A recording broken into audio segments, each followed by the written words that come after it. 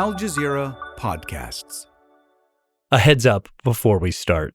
This episode contains mentions of rape and sexual violence. Today, violence grows in an already devastated part of Ethiopia. It's a conflict where no one is held accountable and we move on to another conflict.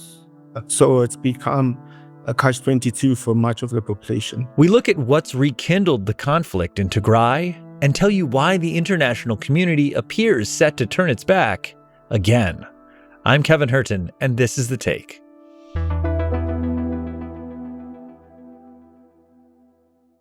My name is Samuel Getachew. I'm based in Addis Ababa, Ethiopia, and I'm a freelance journalist in this country, working for a number of media organizations.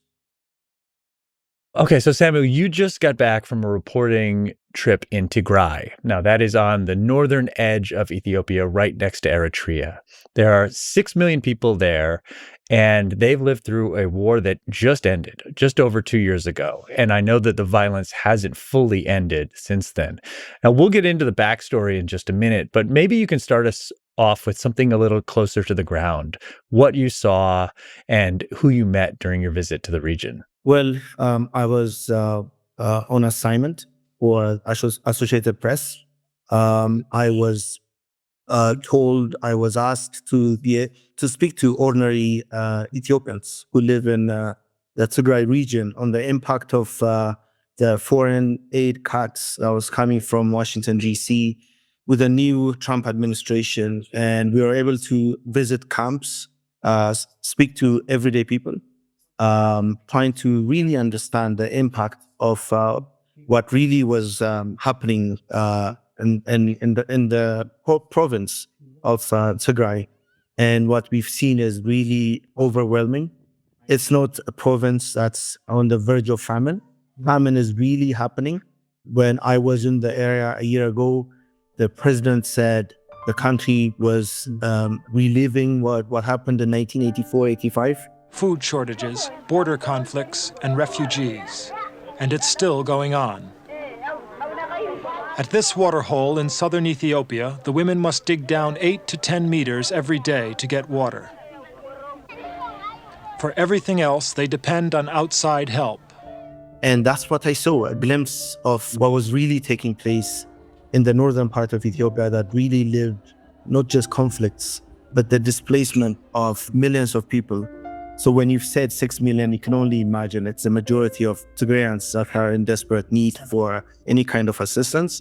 And the reality is foreign aid is being cut at this moment. So before we talk about this new fighting, let's give people a refresher on the war that thrust Tigray into the international headlines. Now, this was a civil war that broke out there in 2020. It was between the Ethiopian government and the breakaway Tigray's People's Liberation Front, TPLF.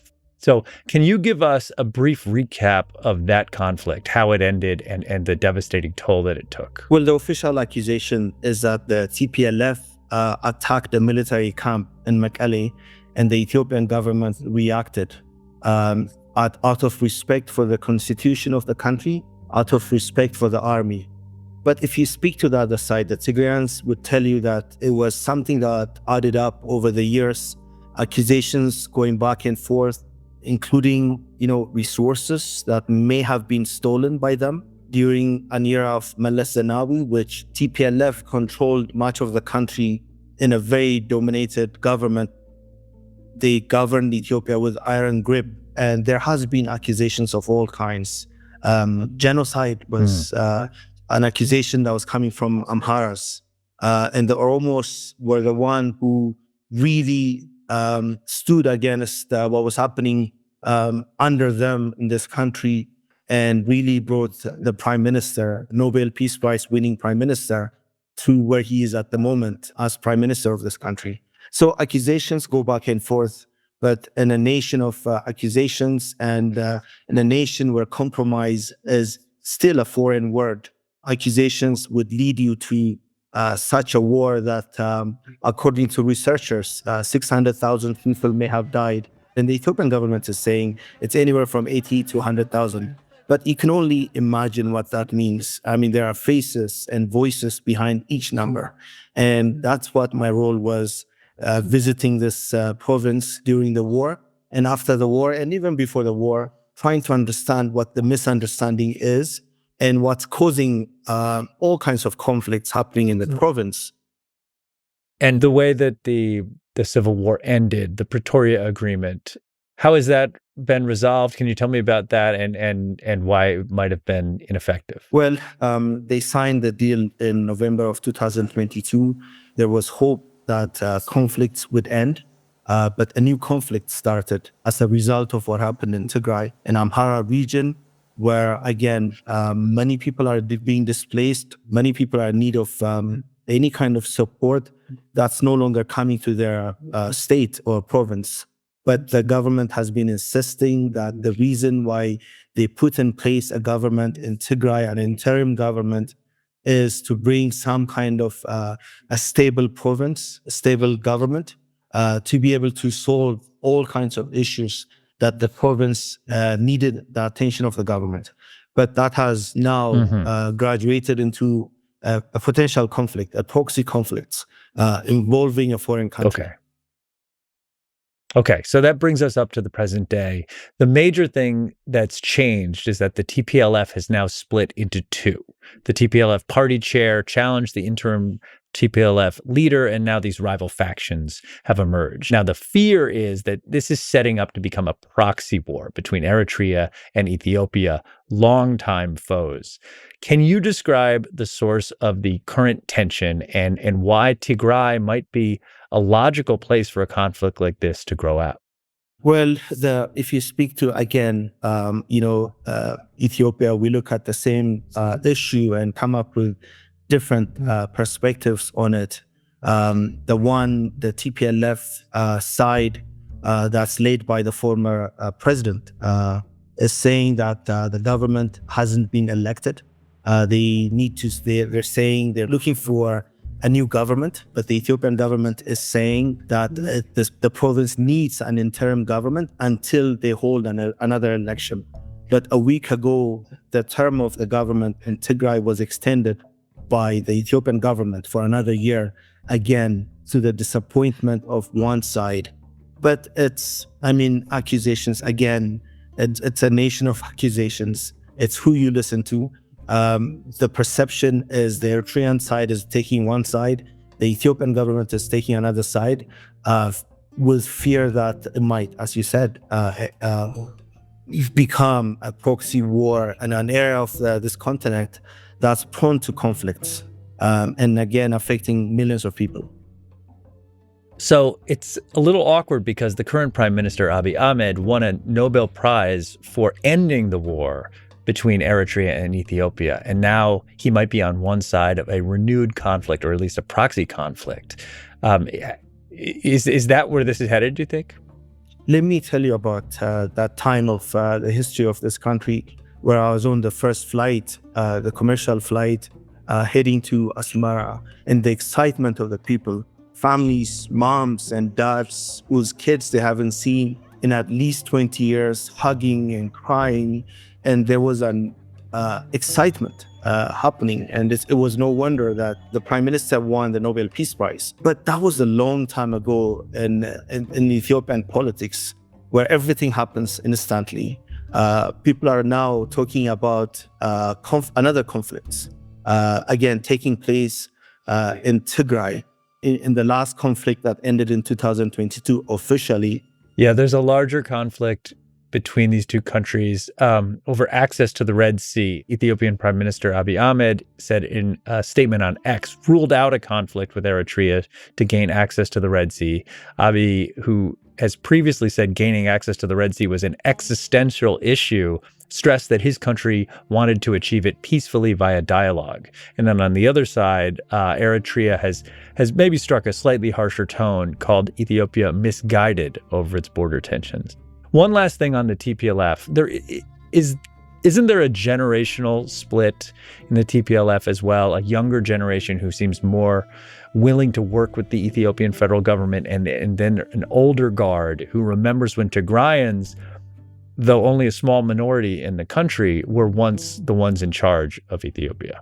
When you speak to everyday people in Tigray, they just want something new. They just want peaceful coexistence. They want to be able to make money and be successful within Tigray. But what you see when you travel to Mekelle and even outside of Mekelle is young people going to places like, or wanting to go to places like Yemen and Libya, despite what they may be hearing about what may happen to them, and heading to European countries. That's the reality of young people. But there are many ambitious, smart, educated young people willing to stay. And that's what's unfortunate about Ethiopia. With all what's happening in the country, conflicts, inflation, unemployment, many people are wanting to go elsewhere. But that wasn't what I saw when, I'm an outsider. I came to Ethiopia from Canada, wanting to be part of what was taking place in 2016, 2017 with this prime minister. Change was taking place and I wanted to be part of it. But it has really changed. Many things have changed, and they're not all positive. We'll have more with Samuel after a quick break. So, Samuel, I'm talking to you from the United States, which up until a few months ago was sending aid to Ethiopia for necessities like food and vaccines. The Trump administration has now cut that.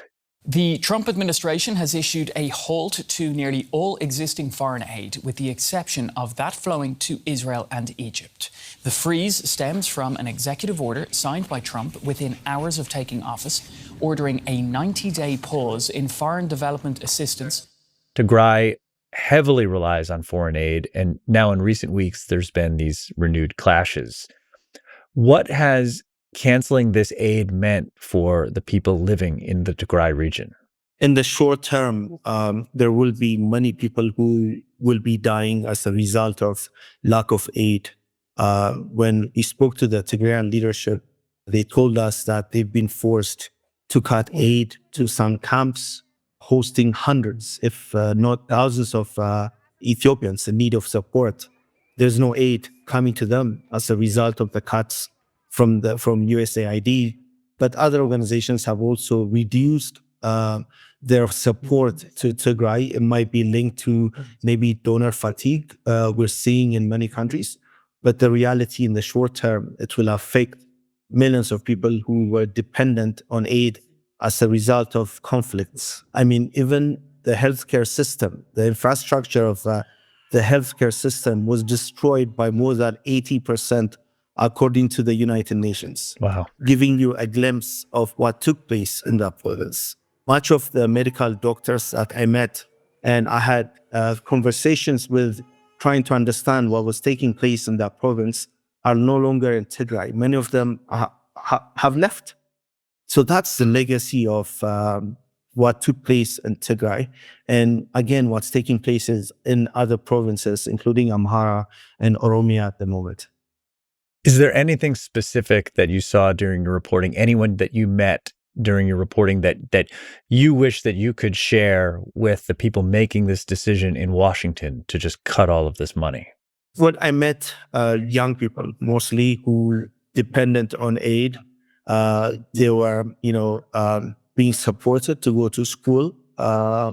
They were being given the essential, support that's needed to them, but that's no longer their reality. And with so many people not going to school as a result of the suspension of aid that's expected, it makes me worry about the future of this country. It's a country that has one of the youngest populations in the world. And if you don't give them the support, what kind of future is Ethiopia going to be having? And, I've spoken to young and old.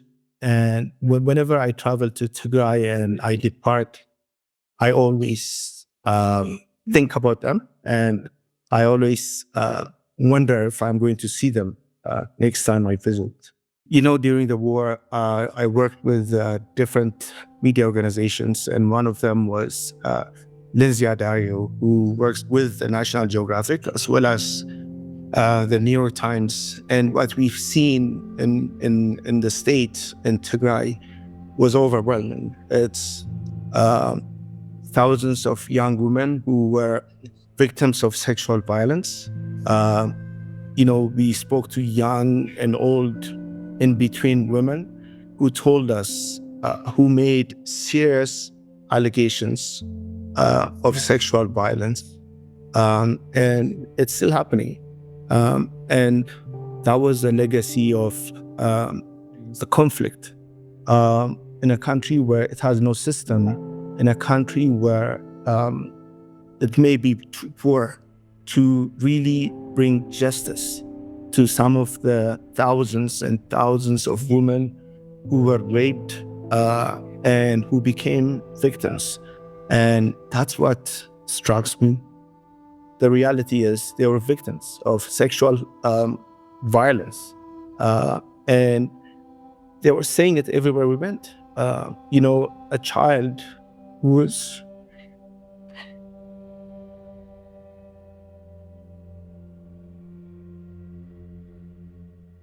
Yeah. So,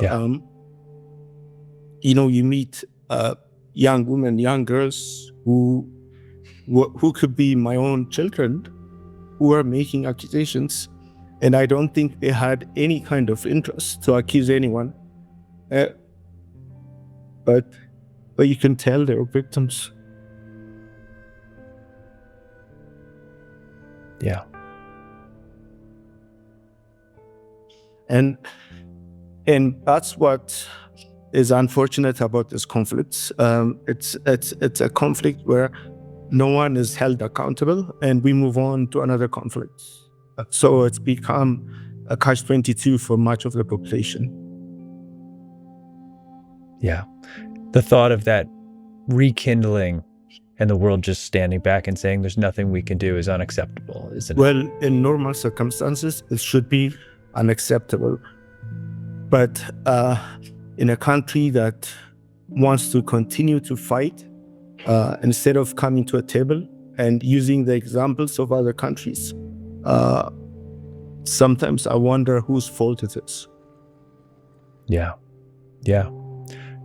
There has to be a peaceful solution for the benefit of the region and the country. There has to be. To be. I mean, this country needs to turn a new page, but it always wants to go back to the status quo. Okay. Samuel, thank you for sharing that. I think people need to hear that.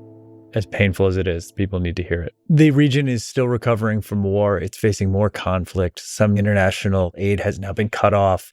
What should the international community be doing right now that it's not? I think what Tigray and what Ethiopia really need is peace. We need bigger actors to be involved. Sometimes when the issue is regional, they don't think it affects them, and they look elsewhere. And I know Ethiopia is competing with what's happening in Ukraine, Gaza, and other countries. But the reality is Ethiopia is such a big country. It's such a powerful nation. It has a population of close to 130 million people, and that's an estimate. People think it's much higher. What happens in this country affects the people that are living in European countries. Many of these young people will end up making an attempt to go to those countries. And I think it's in the best interest of everyone to see what's happening in Ethiopia as a mainstream issue and involve bigger actors. It's an issue that deserves, asks for a bigger actor to be involved. And it shouldn't be a catch-22. I think Ethiopia needs to move forward. But there has to be an understanding by all sides, including Ethiopians, including friends of Ethiopians, to try to end the endless conflicts that's affecting everyone in this country. Yeah. Right now we're talking, this conflict is embryonic. It's more about the potential of something worse to come. I wonder what your worst case scenario is. What's the end game that keeps you up at night? Ethiopia has the potential of owning the slogan that everybody keeps mentioning, which is having the biggest economy or the biggest growing economy in the continent. But I think Ethiopians need to embrace the reality. We can't keep on saying we're having the biggest economy and we have historical sites unless there is an end of this recurring conflicts happening in many, many places. So the reality a few years ago was Ethiopia really creating jobs, Ethiopia really paying its debt, Ethiopia was bringing more tourists, and that looks like a dream at the moment. And that wasn't a long time ago. And I know you've spoken about the potential of something happening, but I'll tell you the potential of what happened. And that's the conflict in Tigray. And that's the take. If you appreciated today's episode, don't forget to give it a like, because then more people will be able to find it. And I'd really love to hear your thoughts in the comments below. Let me know what stood out to you, or if there's anything you'd like us to dive deeper into next time. I'm always checking in, so let's keep the conversation going. See you tomorrow.